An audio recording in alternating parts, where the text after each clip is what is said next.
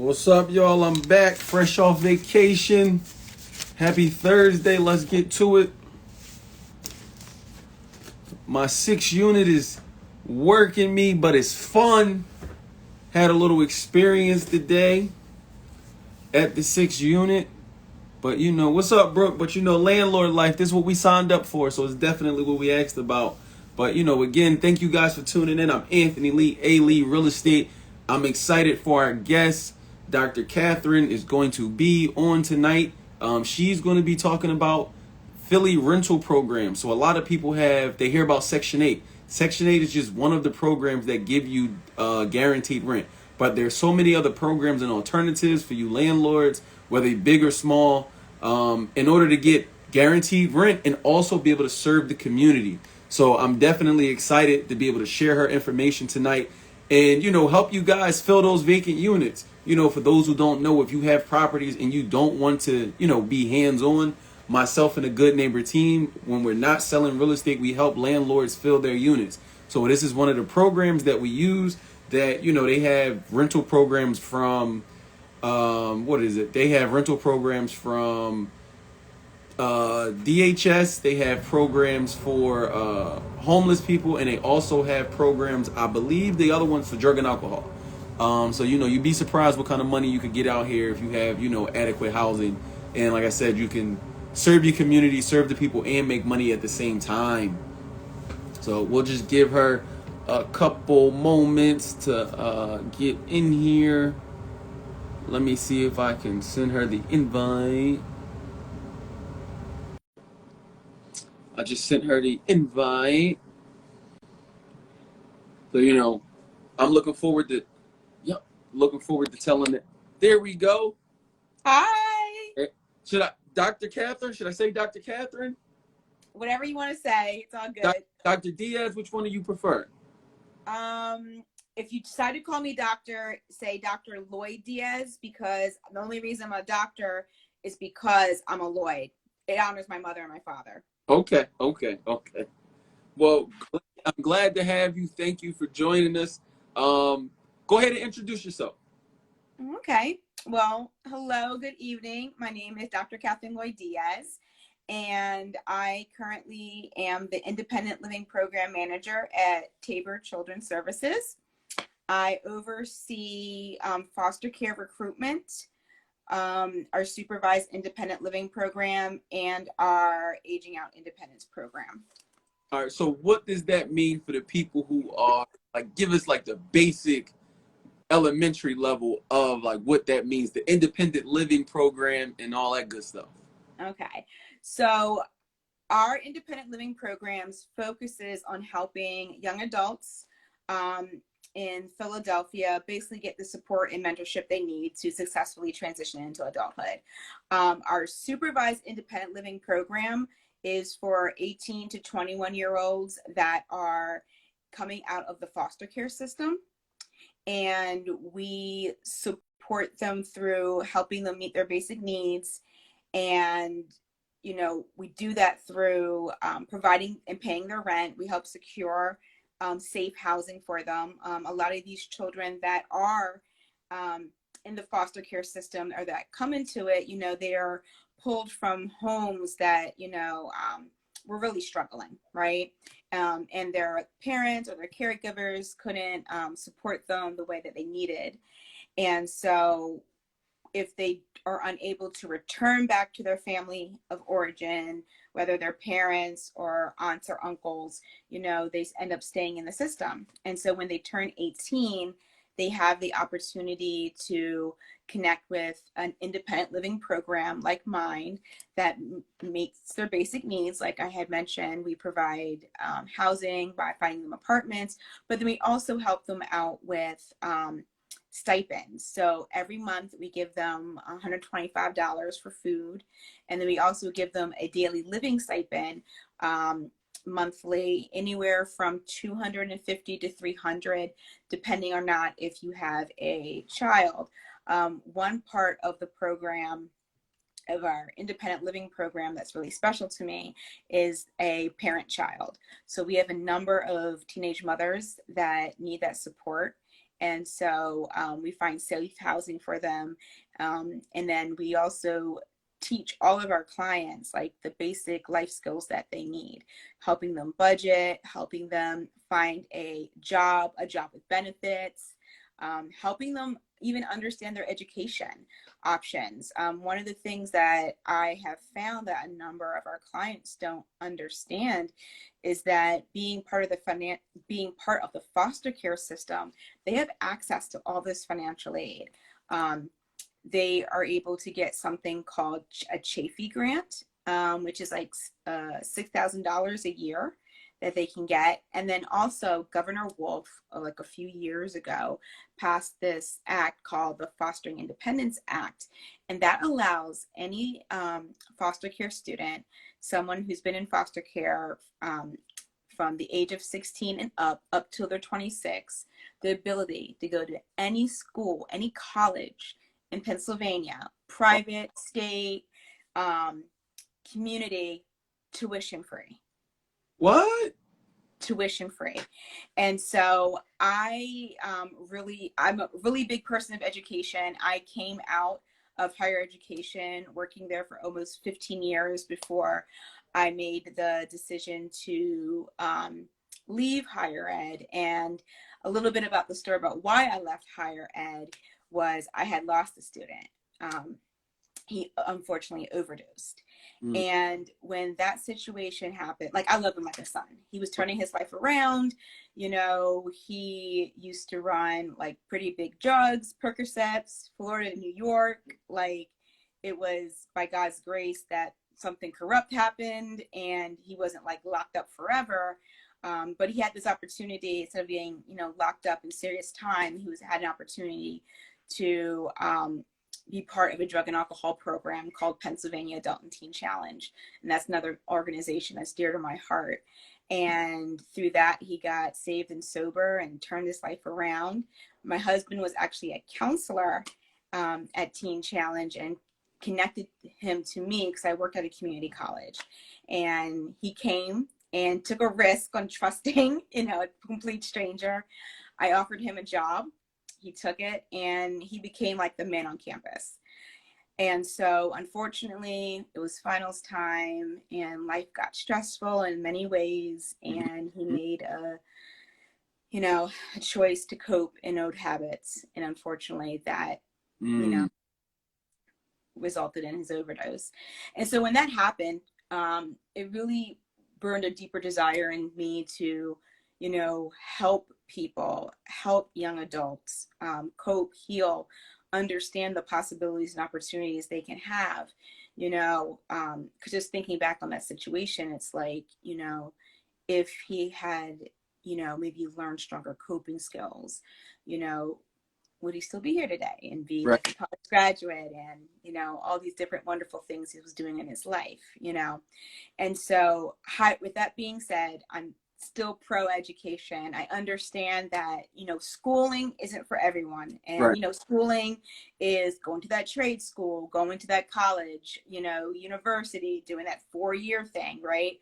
But education is important, right? You need to learn something, master it, and let that be ideally an area that you're passionate about, so you can take what you're passionate about and be able to live the life that you want to live, that you long to live, right? And so with all that being said, you know, I make sure my kids understand this. When I worked at another independent living program, that was a really big thing that I encouraged all my kids to do. And because of when they go to community college and because of all the financial aid they get, they actually get paid to go to school.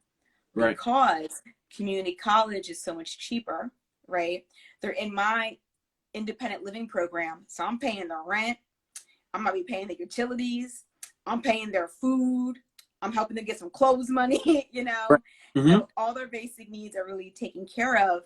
And so a number of my students, when they went to community college, they end up getting $5,000 back every year in a refund check, which means in 2 years, earning a 2-year associate's degree, they got $10,000 to earn an associate's degree.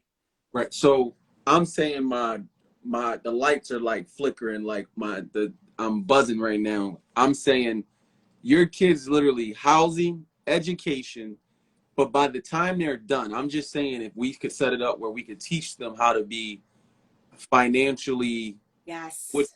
financially independent with Financially independent, literate, right. So with that money, they technically would have more than enough money to buy a house by the time they came out of your program.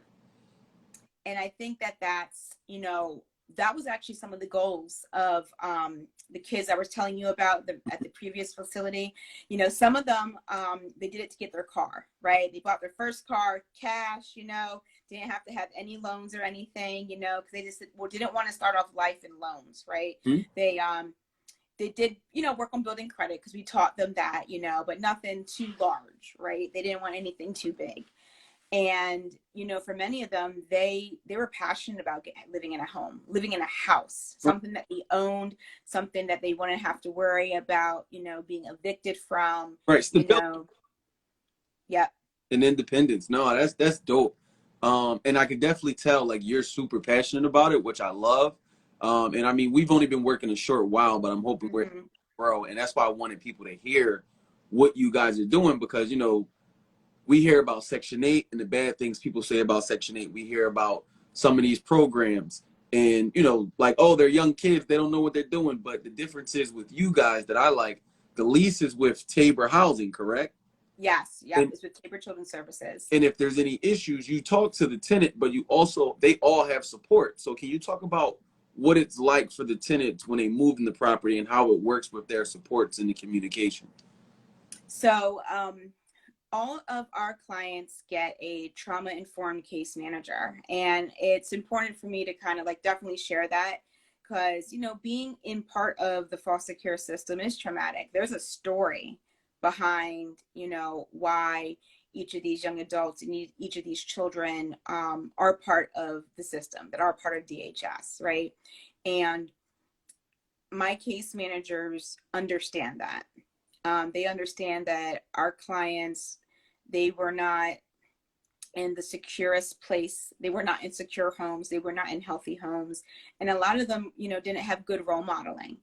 One of the things that we really pride ourselves on in, helping them getting housing and them renting is teaching them how to take care of an apartment, take care of a home. Because unfortunately, they were pulled out of situations where their caregivers didn't do that. I had a client that didn't think the roof leaking was a big deal, right? Because the roof always leaked in their home growing up. And it's like, no, and under the, you don't chastise them or to embarrass them or anything, but you kind of explain, okay, why didn't you?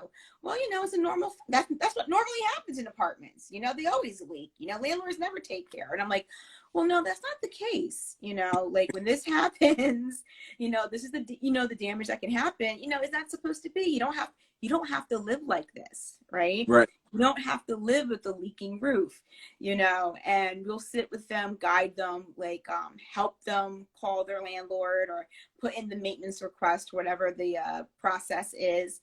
And so just, teaching them how to live and take care of a home. We help them budget. We help them understand that, we are taking care of your basic needs. But if we weren't taking care of your basic needs, would you be able to survive? And the answer right now for most clients is right no, especially when they're 18, because you have to be 18 to 21 to be in my program. Actually, when you turn 21, you're discharged from the Supervised Independent Living program, but then you can also continue on with other mentorship through my Aging Out Independence program. That's a very much less restrictive program where we continue on with the life skills education. We do financially support with transportation. So we give them a trans pass every month. But in that program, we just have an emergency financial support program. So if they needed, for example, we have a young father whose daughter's crib broke and, he didn't have enough money to get it. So we bought him a new crib. So his baby girl is able to sleep this beautiful little pink little crib we were able to get for him. So we're still there, you know, for them in that program. But with the supervised independent living program, we're teaching them budgeting. We're teaching them like how to shop for food, how to cook, meal plan, prep, understanding community resources and actually how to access them, teaching them really, and I think most just as important, the soft skills that they need. Right. A lot of them, once again, you know, unfortunately, were raised in households where, you know, communication, appropriate communication, understanding how to work with authority, how to keep a job, you know, like that's even some things that, you know, our clients come in like, what's the big deal? If I don't like the job, I just leave. I'm like, well, no. Right. You need to feed yourself. You need to provide. Exactly. You know, and it's even sitting there like, well, you know what, if you have a reason and you want to transition from this job, you just do not show up. You call, you speak to your supervisor, you let them know, you give them 2 weeks, and helping them explain to them these things, helping them especially understand, I think, relationships in general, Right. whether it's friendships or romantic relationships. A lot of our kids do not know what a healthy, good relationship is. Gotcha. And some of that, you know, is connected to, you know, what I like to call internal lies that they believe, lies that they've either been told or situations that they've been in Mm-hmm. to result in embodying internal lie that they apply in their life. And so myself and my team are really sensitive to that. And so when, you know, a client comes out and, you know, has a bad day, might like use language you don't care for, like we understand that they've never been taught to express themselves in a different way. Gotcha. So as the mentor, you know, we're trying to role model, we show that grace, you know, and then we kind of help them understand that, you know, I understand this is an issue, but yelling and cussing out so-and-so isn't going to resolve the issue. Right. Right here, watch me work the issue, do the issue for you. All right. Now, next time you're going to do it. I'll sit with you on that phone call. I'm not going to talk for you now, but I will sit with you and guide you through the conversation you need to have, you know? And so we just have a really strong support system, I feel, for them. In not only us as the case managers, which I prefer to call client mentors anyway. So client mentors, I call them. You know, we really seek to get our clients connected to positive people in the community. So we're always, you know, seeing, you know, where their interests are, who can we expose them to that are great role models in the community, people that they can look up to and emulate and learn from. Right. Because a lot of them just don't have that network, And so we are committed to, you know, providing for them like everything they should have. Gotcha. So, 2 questions for you. One, how do you get in the program if you are a youth or like if somebody knows somebody? So, how does that work? So the supervised independent living program are for young adults 18 to 21, they age out of 21, that are part of DHS. So the Department of Human Services, the client has to be connected to them, have a case with them, or they can be part of the juvenile system. And it's all a referral. Wait, you said the From, juvenile system? yes. Okay. So we do have clients that come in that are being discharged from a more restrictive facility, Okay. a detention center. I'm new to the Philadelphia area, so I'm not very familiar with exact places in the community that would it be. But, you know, kids that, you know, may have made a poor choice and had to have some sort of consequence.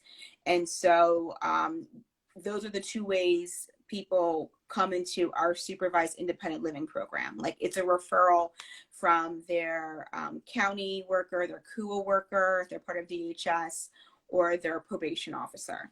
Gotcha. For aging out independence program, that's for anyone 18 to 21. They enter, they can be part of that program for 3 years. And that program, though, specifically is for people who are not only in that age group, age range, but also have a DSM-5 diagnosis. So someone that might be struggling with mental health in some way, Okay. and then be willing to work. They must be getting some sort of behavior or mental health Type of support. management. Yeah. Right. So whether it's counseling, therapy, whether it's like equine therapy, Mm-hmm. whether it's medication management, and anyone can really put a referral in for that. Okay. Ideally it is, we would definitely be connecting with that client's clinician or psychiatrist in any way, because we work very closely with them, Mm-hmm.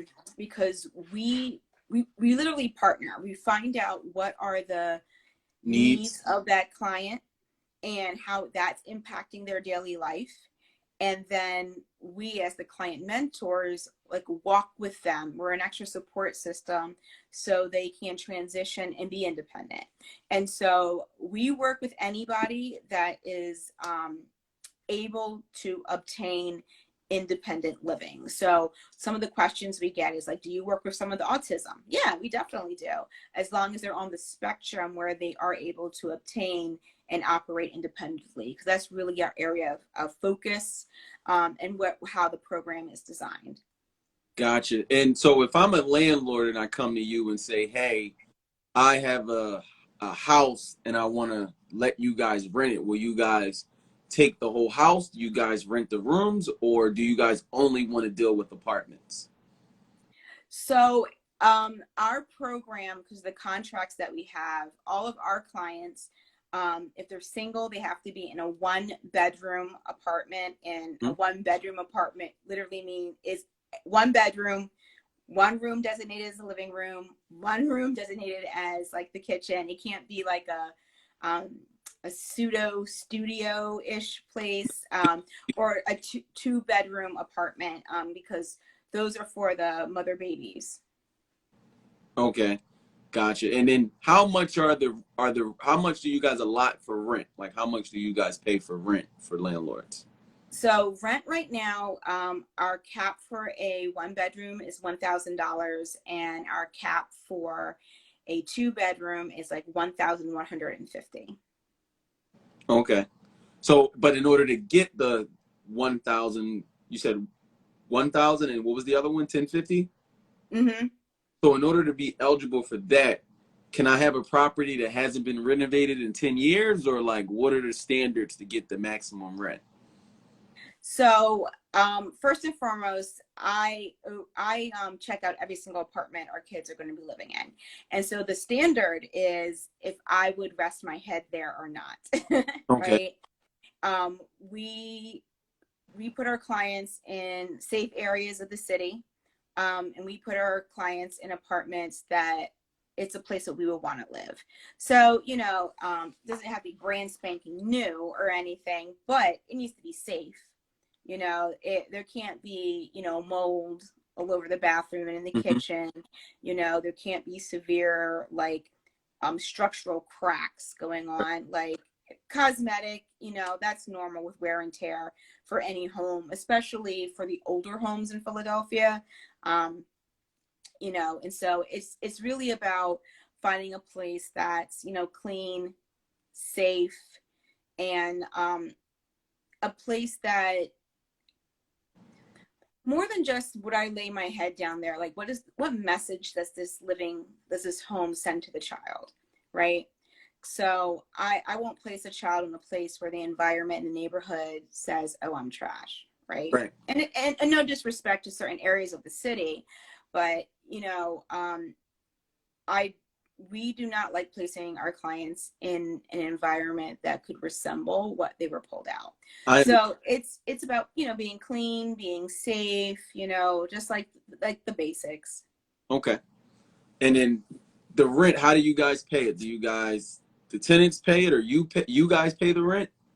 Yes. So when a landlord works with us, the lease is in the name of Tabor Children's Services.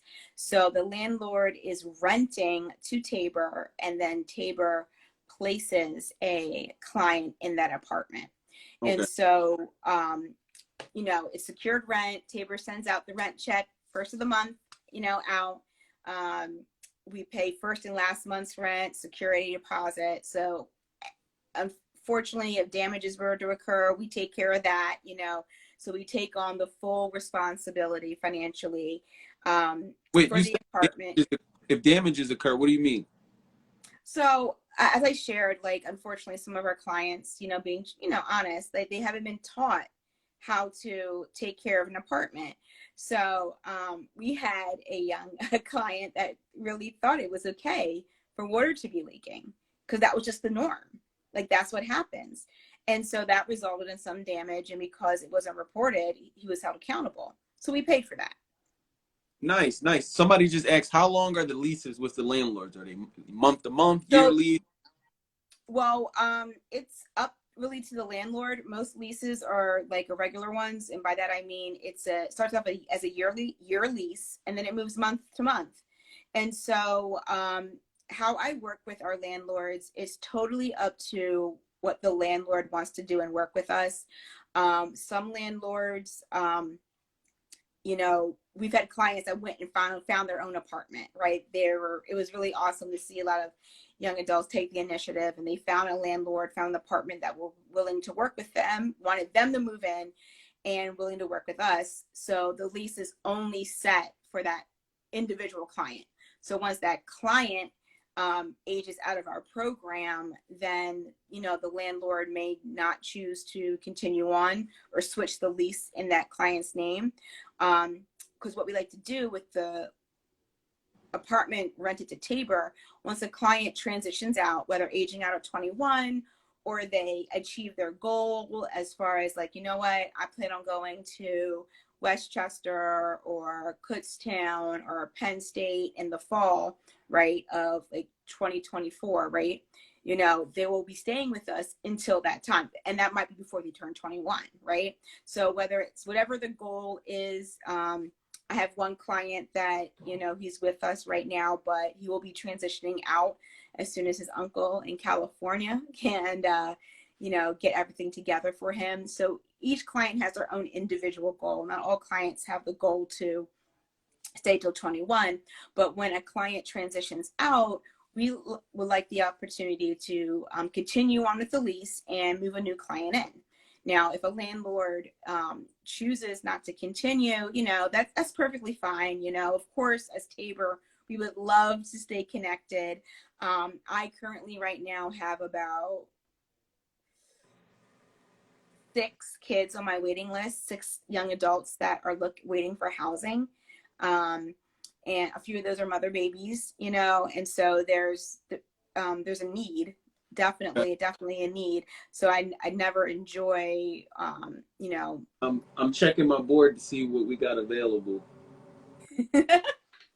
Checking my board, see. yes, One of the yeah, one of the somebody just asked for the landlords, do you guys require rental license? yes, we when a landlord is willing to work with us, we have a agreement that needs to be signed, and the agreement basically states the things that we as Tabor promise to do and the things as the landlord that you will promise to do. And it really centers around like communication and being committed to, the landlord to take care of the property when we do inform you of something that's going on.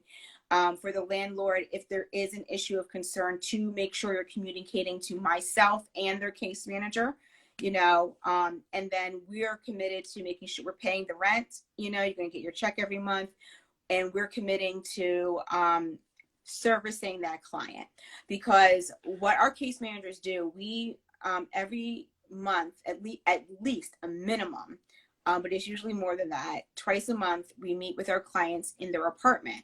So you'll have the case manager's eyes on the apartment, because when we go, we're not only meeting with the client, but we're also looking around. We want to make sure that the apartment is well taken care of.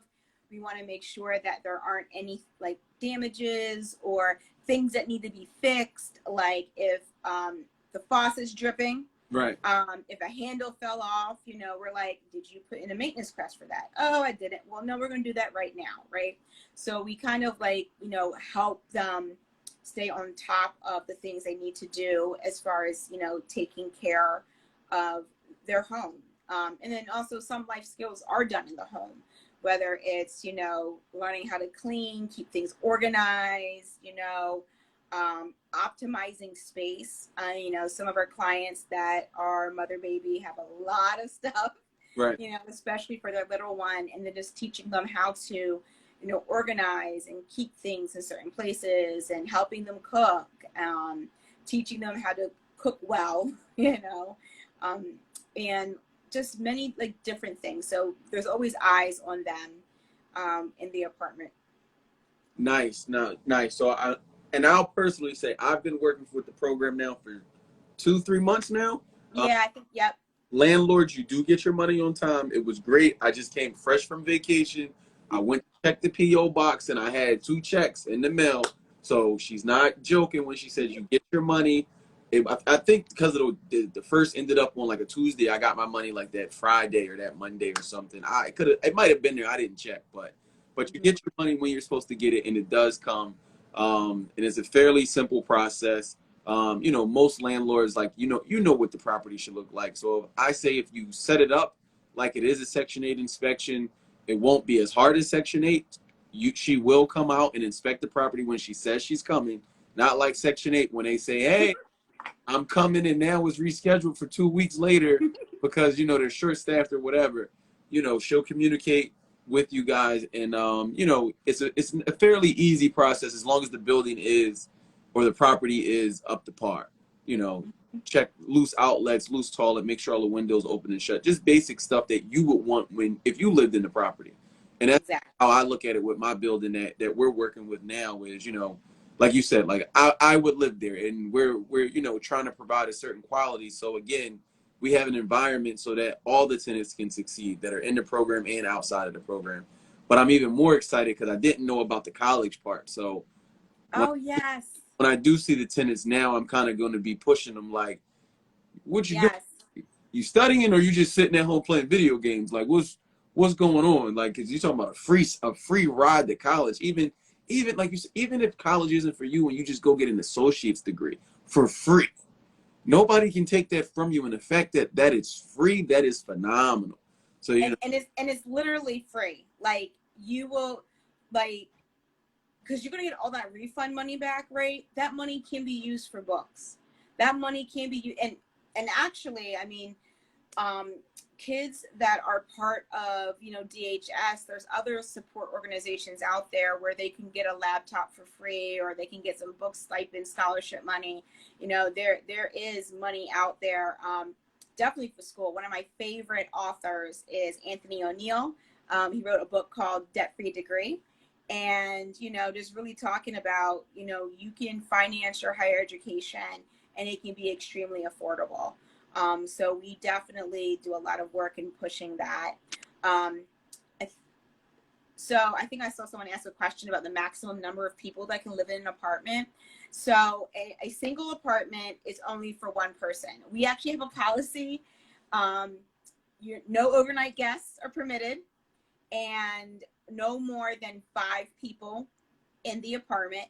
We encourage actually all of our clients not to let anybody know where they live. Like, don't have nobody over. Nobody needs to know where you are. You know, you don't need anybody being like, oh, you got your own place, let me hang out. And they're coming by all the time. You know, ring on your doorbell. No.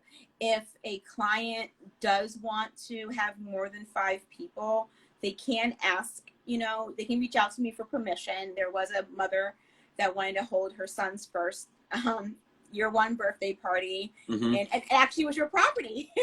Okay. Yeah, it was actually your property. And you know, she's so happy. Just to share with you, I don't know if I shared this with you. When the case manager, well, a little bit backstory. She was having a lot of disappointments in finding an apartment, a place for her to live. So it took a little bit longer for her to find the apartment for her to be able to live with. She just came out of a situation where I was talking to the landlord, and then when I inspected the property, it looked nothing like the pictures he sent. You open the fridge, it was cruddy. There was caked on stuff around the stove. Landlords wouldn't do stuff like that. Not a landlord. It was bad. There was the cat urine smell. Like it was really disheartening, right? You know, and so the answer was no. She desperately just wanted to get an apartment, and the answer was no, right? You're not living there. We're not paying rent for a place like that. And so when I was able to connect with you, I saw the apartment, beautiful. She walked in, she started tearing up. Oh, man. And she didn't realize there was that little small backyard, right? Mm-hmm, mm-hmm. So she just moved in, looking around the house, didn't realize it, like halfway into maybe 4 hours later, because move-in day is a very long day between moving items in and all this paperwork that does. You know, they go back there and it's like, what's this door to? Oh, my son has a place to play. Oh my gosh, a safe place to run around. She could let him literally go out back, and they could, have a good time safely without cars or, danger. Yes. Right. Yes, and it was it was really nice, see the pictures of her little teared up a little bit, with it. And so, this young lady, is doing really well. We've had no issues with the program. She wanted to invite the family, more than 5 people over. So we said yes. Okay. We said yes. And in that, it's a program, so there are rules, like how many people are going to be there? Who are you inviting? Are you sure you want to invite X so-and-so? We're not going to be at that party, but you're are responsible. You sure you want that person? You're responsible. Are you sure you want that person showing up? What time's the party going to be? Okay, so if I were to drive by in case, I want to see you guys will be done, which also, while I'm on that, part of the oversight is that we also have keys, a second set of keys to all of our apartments. Mm-hmm. So we can, roll up and, just check up on them. And sometimes we do that, just announce the visit to see what's going on. And also in case there's an emergency, right? Like if something's going on, and they're not responding, we will go in and do a safety check. If something was happening and the landlord needed, hey, we can't get in touch with this client, and whatnot, we have keys. So we have access to kind of drive right over there, go in, inspect, to make sure that the client and everyone's fine in there. And so back to the question, for a single person, only one person can live in there. You can't have a bunch of people over. But with mother babies, you're allowed to have one adult parent and then 2 children under the age of 7. Okay, gotcha. Do you all accept household donations for clients that are just being placed? So people want to make donations. Do you guys like household donations? If you definitely will accept donations. One of the things that all of our clients do, we basically purchase them like a starter pack. So we buy the bath mat, the cleaning supplies, we buy the dishes, we buy the laundry basket, everything that you would need to start living in an apartment, we purchase for our clients. So definitely things like that. If you would like to know specifically more about the specific type of items that we do purchase, you're definitely more than happy to email me or email my team, actually at intake@tabor.org. That's our email address, intake@tabor.org. And we definitely would greatly appreciate that. Any donations, any support.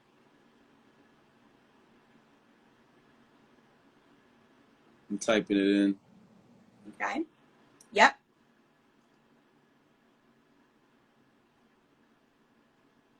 So I just pinned it as well. So if they want to reach you, your team, about helping or even talking about possibly, I know Ugo was just saying about getting tenants placed, or somebody that wants to make a referral, intake@tabor.org.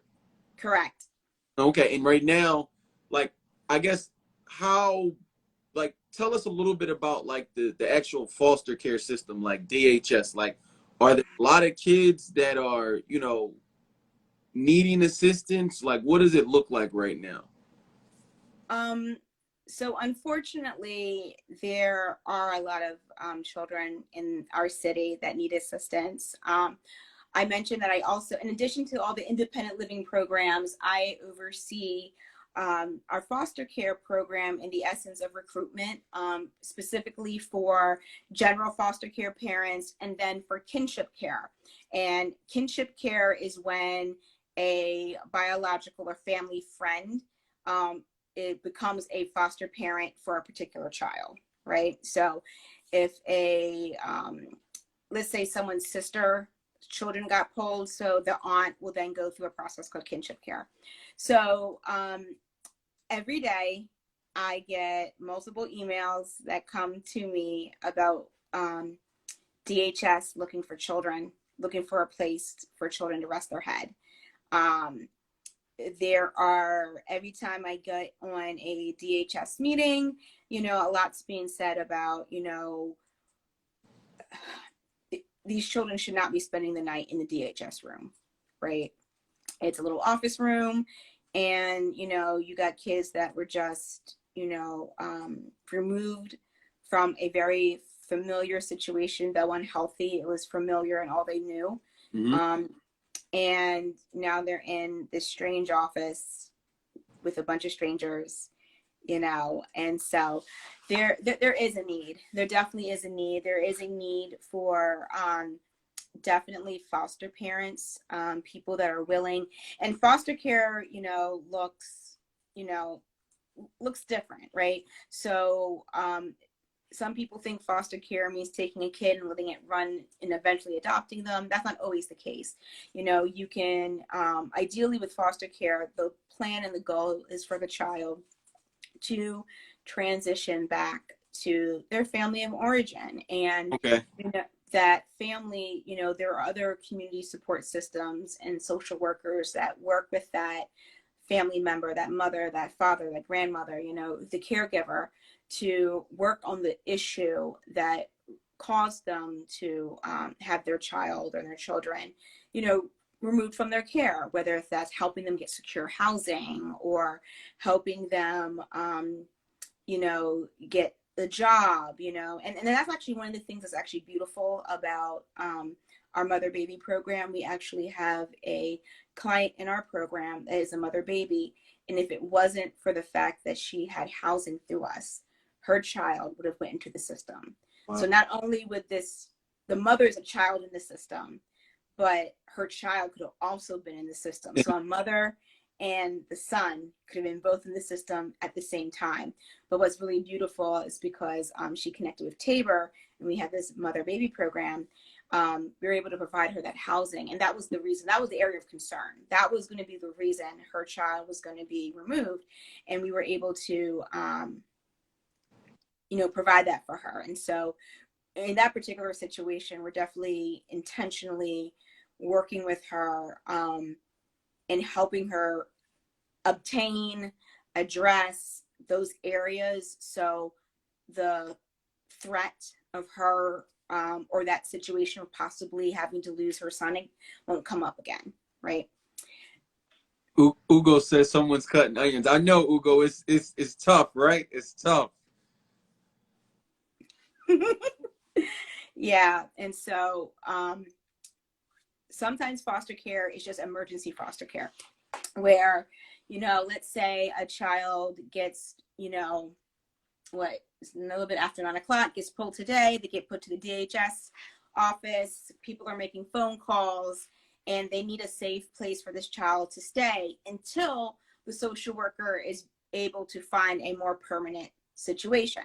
So that might be finding a long-term foster family, someone that's willing to be with them longer than 2 weeks, mm-hmm. right? Because usually emergency foster care is like, hey, you know, with like a 2-week time period, and then that social worker is finding another option, which normally first is looking for family, right? So that's where that kinship care comes in.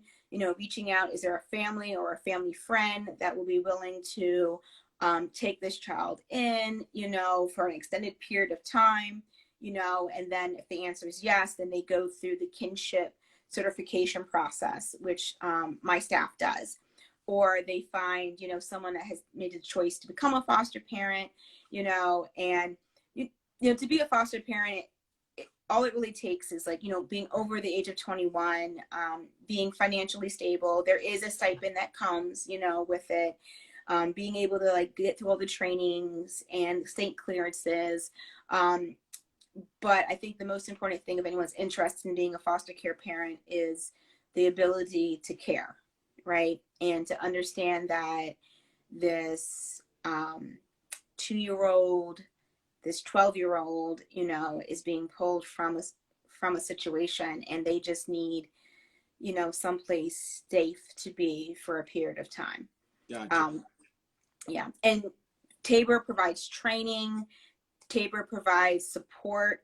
We have resource parent social workers. So when a child is placed with a foster care family, we have social workers that walk alongside that family, that meets with that family regularly, that's there, that supports them, that helps them navigate this system.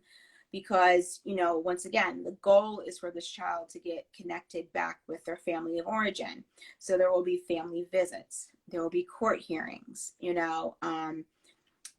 there's, when you take your child to the doctor, you might be filling forms at the doctor, but you're not filling out extra forms to show proof to somebody that Right. you actually took the kid to the doctor. So there's extra work like that. But I definitely know it's one of the most meaningful things that a lot of our foster parents have said being able to do.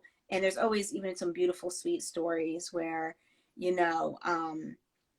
unfortunately, the family of origin wasn't able to address their issue, their needs, whether it's the housing, or unfortunately, as drug use is a reason that sometimes children come into DHS. Sure. And things like that. And so if the family of origin isn't able to overcome those issues or work on those, and they don't have extended family that is willing or able to take them in, we've had foster parents that did lead up to adoption, and giving these children a forever home, giving these children, hey, I will be there with you for the rest of your life. I will support you for the rest of your life, and so we've had wonderful experiences like that. And even in a lot of ways, maybe even more beautiful, where, the foster parent really partnered with the family in origin, with that foster mom, supported that biological mom, and, really help fill in the gap and encourage her in the resources, so she can be in her child's life and they can be together. And sometimes a lot of foster parents still keep in touch with their children that they've, worked with and fostered. Gotcha. So 2 questions for you. One question is, for the children who age out of foster care, do they automatically receive assisted living? No. And that's why I feel independent living programs are so important, because they need to learn how to take care of themselves. So when a kid turns 21, they're no longer have the support of DHS. Mm-hmm. And so they do not get any assisted living through, I'll say, DHS, foster care, independent living programs, unless they transition into another adult housing support program. So For them too. So I'm not familiar with what's in Philadelphia quite yet, but places that I have referred other clients I've had to were, for those who've had like a mental health diagnosis, some group homes, adult group home. Some of our clients transitioned into a inpatient drug and alcohol rehabilitation program. Some of them do transition into, finding their own place And then we connect them with Section 8 housing. We help them get their housing voucher. We work with them to make sure their food stamps are set up so they are still connected to community resources and services that can help them move along. Gotcha. And then I had to forget this. The second question slips my mind. Oh no, that's what I was gonna say. So I think people get not the misconception, but the focus is always the money, right? And it's always real estate, which is good. But real estate's just so many different facets that you don't realize. One, it takes care of your family. Two, it takes care of your legacy. But now there's also the community aspect. And hey, there's a lot of people who come invest in Philadelphia that aren't from the community, don't care about the community. So it's like, hey, the prices are going to be the prices, renovations are going to happen, but you might as well be a part of it in your community, but also try to make impact. So like you guys are hearing, I try to have a balance where I have my higher price things, but then I have my middle ground things that, you know, I'll still make my money, but now I'll also be able to make an impact. And I didn't know I was making this kind of impact with what you're telling me. So like, I'm super thankful that we connected. And even the story about the young lady that's got with the child, yo, that is amazing. Like, we're not only like just providing housing, but we're helping shape people's future. And also when you're keeping the family together, like I couldn't imagine that like being broken up, like, yo, you can't have your kid because you don't have housing. But I know so many people on this live that have housing, but again, they're so focused on only, I want to make money, money, money, money. Like, you can still make your money and also help. But just think about it. You're helping the people that look like you come from where you come from, and you're making that different. So I'm just saying, hey, shoot an email at intake@tabor.org. It's been pinned at the bottom. And again, just set up a consultation, ask your questions. Catherine will tell you, I ask tons of questions. Yes. I'm always emailing or shooting a text, and whenever you respond, I'm grateful. So, you know, I get my questions that I need answered.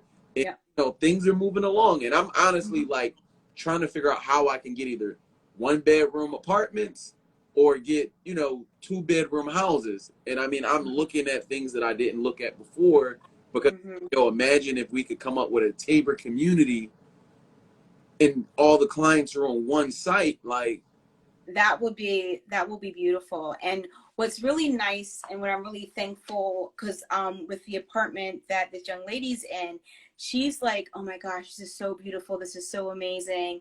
And so we had a conversation about what market value is, and, you know, let her know that she's getting this apartment, this 2-bedroom house at an amazing price. And so, like, is this a place that you would want to raise your son in, raise your kid in? I'm like, yeah, definitely. Well, this is how much it's going to need to be, right? Like, we don't know what the future, like one of the things though, I'm not sure if I mentioned that when a client does get to the point of aging out, we do go to the landlord and ask them if they would be willing to switch the lease from Tabor to the client. And it's totally up to the landlord. All clients go into the program realizing that, you know, that's not a guarantee, you know, but we have that conversation because I was talking to her and it's like, well, if you want to raise your child in a home like this is how much money you need to make. This is what you're going to need to do. And so she is so motivated to make sure that she's doing what she has to do in order to be able to keep her kid not necessarily in that home, right? Not necessarily that building, but she wants that environment. She wants a child. She wants to live in a home that's beautiful, that's clean, that she has space for her child to run around. She can let her kid go out in the backyard. It's completely enclosed. She can be in the kitchen cooking, and her kid could be running around in the backyard, you know, looking out every so often, right? But like, can feel safe doing that. Right. Some people like some things that you would take for granted because if you're used to it or however, like, but these are things that when it's taken away from you, you don't realize like you need. Brandy, somebody asked what was the age range. So 18 to 21 is the age range. Yeah, 18 to 21 for our supervised independent living program where Tabor like pays the rent and we give them all these financial stipend money. Our aging out independence is for those who have a mental health diagnosis. They enter between the age of 18 and 21, but they're in the program for 3 years. So you can enter the program at 21, the aging out independence, and then get that support for 3 years, 3 more years after that. Okay. Well, I just want to personally, and they're saying it also in the comments, I don't know if you can see it, but everybody, thank you for the work that you do. And we also just want to remind you, like, hey, don't forget to take a day to yourself. Imagine taking on this type of work and what it can do to the mental, the physical. So again, thank you. We appreciate you. And, you know, we look forward, hopefully some more people reach out to you. So we've got to get you to come out to one of our real estate events because, you know, we can get you out and in front of love that. You know, again, this would be information that we think would be dope for you to, you know, to share with more people. Mm-hmm. Definitely. And I definitely appreciate you giving me this opportunity to share with your community about Tabor, about the services that we provide. And yes, intake@tabor.org. Just that's the email that goes to all of my team. So definitely want to make sure we don't miss it. So if anyone has any questions, anything you want to learn a little bit more about, I'm definitely more than happy to share with you. But the one thing I will say is that for anyone that is interested in learning a little bit more about foster care and foster parenting, or if you know somebody that, you know, might be interested, that you know someone that, you know, would definitely be a great safe place, safe haven for a child in need. On March 17th, we are hosting a meet and greet. It's virtual, is on Zoom. So if you want more information about that, you can just email me at intake@tabor.org, and I can send you more information about that event. All right. Well, we definitely appreciate it. Thank you. Thank you. Thank you. You know, I'll be in contact with you tomorrow. I'll get you what you Yes. for me. And those keys were done, so I'll just put them in the unit for you. Okay, wonderful, wonderful. Go. So, you know, we'll be talking, but thank you again. And again, people, I appreciate you guys for tuning in. You know, we'll have another live next Thursday. And then for you guys who aren't aware, we're going to be having our first in-person home buyer event for this year. March 5th is the date, March 5th. So if you check my stories, the information is there. We're going to be having a free home buyer event. We have grant money that is being released, $10,000 towards your down payment. It's going to be released March 7th. So if you come out to the home buyer event March 5th, get the information, get prepared. This year, we're not blowing that tax money. We're not getting no Dodge Chargers and no Hellcats. We are buying a house. We are buying houses this year. So, you know, good, bad, or indifferent, make sure you guys come out, check out my story for that. And again, thank you. Thank you. We really appreciate you. Any last words you want to leave to the people? Just thank you so much for spending some time with me and listening. And just know that the work that you do, like Anthony was saying, can definitely something that you do just to make your own money, which, you know, believe I own a business myself, right? So, you know, can also help and inspire and change somebody else's life. Okay. And I go back to that story about the young lady that's in your 2-bedroom house right now that has motivated her to do what needs to be done to make sure that her child gets to continue to grow up in an environment like that. Right. Now that she can see it, she's like, oh, this is what I always wanted. I didn't know I wanted it. So definitely. Yeah. All right. Well, definitely appreciate it. Thank you again. And again, I appreciate you guys tuning in. We will see you guys next Thursday as always. Thank you and have a great weekend. Bye. Thank you again. Thank you.